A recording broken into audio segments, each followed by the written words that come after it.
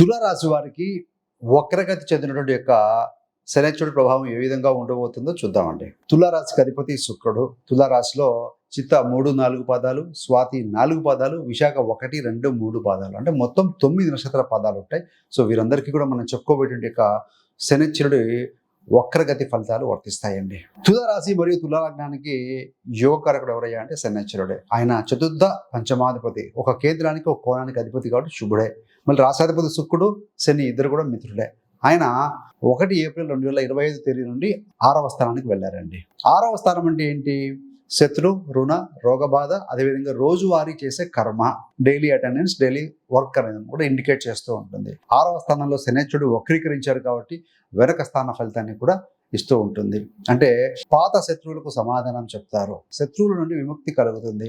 So ఎప్పుడు కూడా ఒక వక్రీకరించిన గ్రహం వెనక స్థాన ఫలితం కూడా ఇస్తుంది కాబట్టి this is the best time అండి. శని అంటేనే పేషెన్స్ కి, ఓపిక కారకుడు. కాబట్టి ఏంటంటే review, recheck up and restart, triple R మనం గమనించాలి. రివ్యూ చేసుకోవడం, ఎందుకు రుణాలు ఉన్నాయి, ఎందుకు గొడవలు ఉన్నాయి, ఎందుకు అప్పులు జరుగుతూ ఉన్నాయి, ఇవన్నీ కూడా రివ్యూ చేసుకొని వాటిని రీచెక్ చేసుకొని రీఫోకస్ చేసుకొని మళ్ళీ అలాంటివి జరగకుండా వాటి నుండి ఉపశమనం పొందేందుకు మీ యొక్క దృష్టి అనేది వాటి మీద ఎక్కువగా పెడుతూ ఉంటారు. రుణాలు తగ్గించుకునే విధంగా మీ ప్రయత్నాలు చేస్తారు కూడా ఈ 4 నెలల్లో.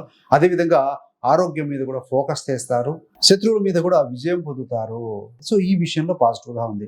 5వ స్థానాన్ని టచ్ చేస్తూ ఉన్నారు. అంటే ఏంటంటే విద్యార్థులు కూడా కొంతమంది డిగ్రీ స్థాయి విద్య అవగానే మళ్ళీ ఏంటంటే జాబ్ లాంటివి చేసుకుంటూ వాటిలో వన్స్ జాయిన్ అయిన తర్వాత ప్రమోషన్ కోసమో, అప్గ్రేడేషన్ కోసమో షార్ట్ టర్మ్ కోర్స్ చేస్తూ ఉంటారు. అలాంటి వారికి 6 అంటే డైలీ వృత్తి, డైలీ సర్వీస్ అనమాట. 5 అంటే హైయర్ ఎడ్యుకేషన్, అక్వైరింగ్ స్కిల్స్ అనమాట. సో అలాంటి వాటి కోసము 6 months కోర్సు, 1 year కోర్సు, ఇలాంటివి ఏదైనా షార్ట్ టర్మ్ కోర్సులు కూడా అభ్యసించే అవకాశం కూడా కనపడుతుంది. గతంలో ఫోకస్ లేని వాటి విద్యార్థులు కూడా విద్య మీద కాస్త ఫోకస్ చేసే అవకాశం అయితే కనపడుతుంది. మరి ఈ శనైశ్వరుడి దృష్టి 12వ స్థానం మీద కూడా పడుతూ ఉంటుంది. కొంచెం ఒంటరితనంగా అనిపించడం, ఐసోలేషన్గా అనిపించడం, సో ఎక్కువ మందిని కలవాలనిపించడం లాంటివి సమస్యలు వస్తాయండి.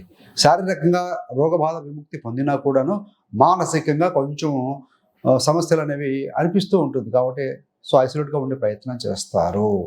3వ స్థానం మీద దృష్టి పెడుతూ ఉన్నారు. అంటే సత్యం చెప్పేటువంటి ధైర్యం కలిగి ఉంటారు. అంటే ఉన్నది ఉన్నట్టుగా మాట్లాడతారు. సో ఈ ప్రాసెస్లో ఏంటంటే వెంటనే కాకపోయినా మీ యొక్క నీతి, నిజాయితీ, వాట్ ఈస్ వాట్ అనేది తెలుస్తుంది కూడా. దాని ద్వారా తోబుట్టువులు కావచ్చు, నేబర్స్, కొలీగ్స్, ఇలాంటి వారితో కూడా సంబంధాలు, గతంలో కోల్పోయినటువంటి సంబంధాలు ఏవైతే ఉంటాయో అవి తిరిగి పునరుద్ధరణ పొందే విధంగా మీ యొక్క ప్రయత్నాలు చేస్తారు. కానీ లీగల్ విషయంలో వచ్చే వరకు కోర్టు కేసులు, న్యాయ సమస్యలు కొంచెం పెరిగే అవకాశం ఉంది. కాబట్టి తగాదాలు, గొడవలు, ఇలాంటి వాటికి దూరంగా ఉండటం మంచిది. మీరు చేస్తున్న వర్క్ ప్రాంతంలో